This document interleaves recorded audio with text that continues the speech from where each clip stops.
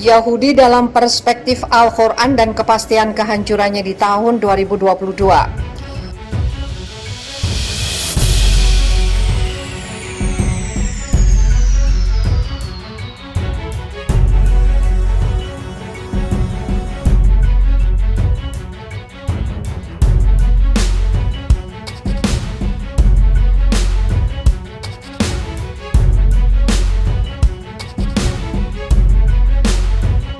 Tidak sedikit Al-Quran berbicara tentang Bani Israel, watak dan moral mereka serta para nabi dan sejarah mereka.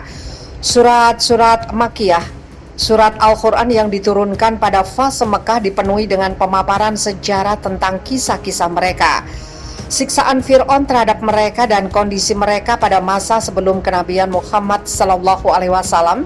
Sedangkan surah-surah Madaniyah yang diturunkan pada fase Madinah membicarakan tentang sikap mereka terhadap dakwah Islam dan kenabian baru, hakikat Yahudi dan kekufuran mereka kepada Allah, serta pembunuhan mereka terhadap para nabi dan kecintaan mereka pada kehidupan dunia.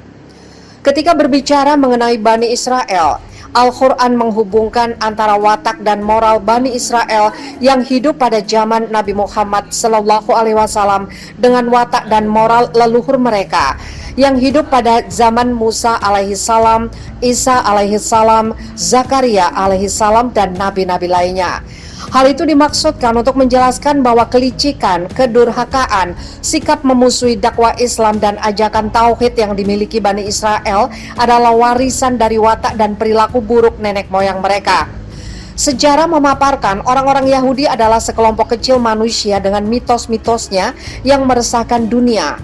Al-Quran menggambarkan perilaku mereka dalam Quran surat Al-Maidah ayat 64. Orang-orang Yahudi berkata, tangan Allah terbelenggu atau kikir, sebenarnya tangan merekalah yang dibelenggu, dan merekalah yang dilaknat disebabkan apa yang telah mereka katakan itu. Tidak demikian, tetapi kedua tangan Allah terbuka.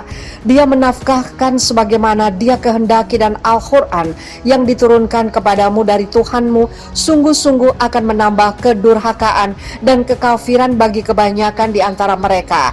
Dan kami telah timbulkan permusuhan dan kebencian di antara mereka sampai hari kiamat. Setiap mereka menyalakan api peperangan, Allah memadamkannya, dan mereka berbuat kerusakan di muka bumi, dan Allah tidak menyukai orang-orang yang membuat kerusakan. Namun demikian, di antara orang-orang Yahudi tersebut ada manusia-manusia pilihan. Al-Quran memuji mereka dengan kesalehan, ketakwaan, dan sikap tauhid mereka. Al-Quran memandang mereka sebagai kekasih-kekasih Allah, dan kita pun diajak untuk mencintainya. Mereka adalah memang orang-orang yang diberi petunjuk dan menyeru pada kemuliaan, kesalehan, dan ketauhidan.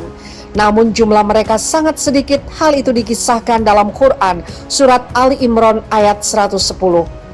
Kamu adalah umat yang terbaik yang dilahirkan untuk manusia, menyuruh kepada yang ma'ruf dan mencegah yang mungkar, dan beriman kepada Allah.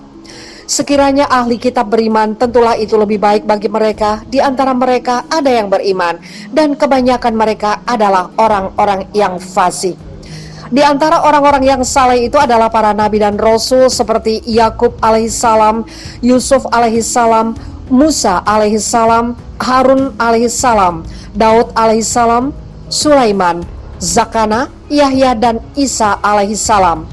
Di antara mereka juga ada beberapa orang yang dikisahkan Al-Quran dengan semangat keagamaan dan jihad mereka seperti Talut.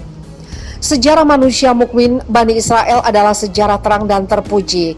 Ia merupakan bagian dari sejarah Islam kita yang terang. Ia adalah sumber kebaikan, peringatan, dan pelajaran bagi kita sebagai seorang muslim. Kita lebih berhak untuk dekat dengan mereka ketimbang Bani Israel sendiri, karena kita mempunyai satu tauhid keimanan yang sama. Sedangkan sejarah Bani Israel yang lain adalah sejarah hitam kelam tentang kekufuran kepada Allah Subhanahu wa Ta'ala, pengingkaran pada kebenaran, mendustakan para rasul, membunuh para nabi, melanggar perjanjian, menolak aturan, dan berlaku kriminal, zalim, dan merusak. Sekilas tentang Yahudi, Israel, dan Zionisme. Bangsa Yahudi atau bangsa Israel adalah kata yang merujuk kepada bangsa keturunan Israel, nama lain dari Yakub alaihissalam. Israel dalam bahasa Ibrani berarti hamba Tuhan. Yahud sendiri merupakan nama salah satu putra dari Nabi Yakub, Yahuda. Kata Yahudi sendiri sering rancu apakah sebagai bangsa atau sebagai agama. Hal ini wajar saja karena keduanya merupakan satu kesatuan yang tidak dapat dipisahkan. Agama Yahudi hanyalah untuk bangsa Yahudi atau Bani Israel. Israel untuk konteks sekarang adalah sebagai negara Israel Raya, Eretz Israel, adalah cita-cita Zionisme, yaitu negara yang meliputi tanah antara dua sungai. Impian ini disimbolkan lewat bendera Israel, bintang David yang berbentuk segi enam. Zionisme merujuk pada kata Zion, merupakan nama salah satu bukit di Palestina. Zionisme merupakan satu ideologi dan gerakan yang dicetuskan oleh Theodor Herzl. Untuk mewujudkan cita-citanya ini, mereka menggunakan berbagai cara, termasuk merubah kitab suci mereka, Taurat. Pedoman yang mereka gunakan dalam menjalankan keyakinannya berdasarkan pada Talmud, yang pandangan-pandangan para rabi pemimpin agama Yahudi, termasuk diperbolehkannya mengadakan pembantaian, pengusiran, dan pengerusakan kepada bangsa Palestina yang jelas telah sah kedudukannya sebagai sebuah bangsa dan negara. Karakteristik Bani Israel: 1. Memiliki perilaku sosial yang menyimpang. Al-Quran memaparkan semua bentuk perilaku buruk Bani Israel terhadap bangsa lain, terhadap nabi mereka, dan terhadap mereka sendiri. Mereka sampai berani mengucapkan kata-kata yang tidak pantas untuk Allah Subhanahu wa Ta'ala. Al-Quran menyebutkan perkataan dan perilaku buruk mereka dalam Quran surat Al-Maidah ayat 64. Orang-orang Yahudi berkata, tangan Allah terbelenggu. Sebenarnya tangan mereka lah yang terbelenggu dan mereka lah yang dilaknat. Sebab apa yang mereka katakan itu? Mereka juga mengatakan sesungguhnya Allah itu miskin dan kamilah yang kaya. Inilah kebenaran ungkapan Al-Quran tentang perilaku sosial Yahudi yang sakit. Bahkan di antara mereka sendiri selalu ada perselisihan, permusuhan, dan kebencian yang tidak akan akhir sampai hari kiamat.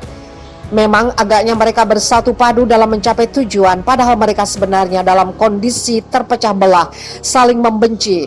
Hal itu disebutkan dalam Quran surat Al-Hasr ayat 14. Permusuhan antar mereka sangat hebat.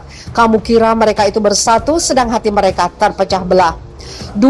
Pengecut. Di antara sifat Bani Israel yang terkenal adalah sifat pengecut. Sifat ini sangat kentara dalam setiap perilaku mereka.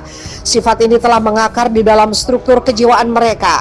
Penyebabnya adalah kecintaan mereka yang sangat terhadap dunia dan ketakutan mereka terhadap kematian. Al-Quran menceritakan dalam Quran surat Al-Baqarah ayat 96.